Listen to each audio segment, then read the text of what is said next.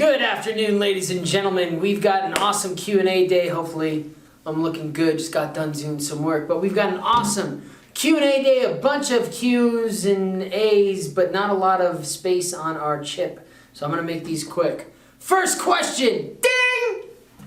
Hi, John. This is from Quiswanto Santoso.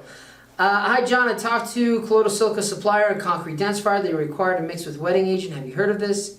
If this is necessary, does it require to make absorption penetration better? Hopefully you can give me some enlightenment as far as the supplier says to make absorption better. Yeah, as it turns out, colloidal silica is great as a densifying agent, whether you're using it as a finishing aid or a densifier as a retrofit on hardened concrete, even if the concrete is fairly new.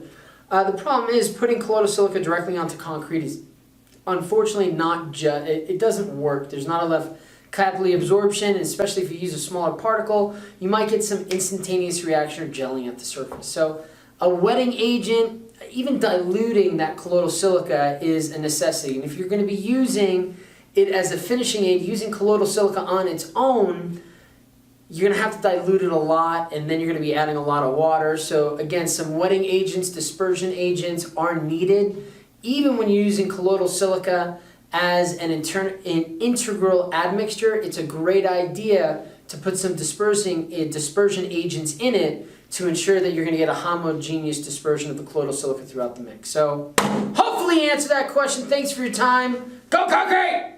Out!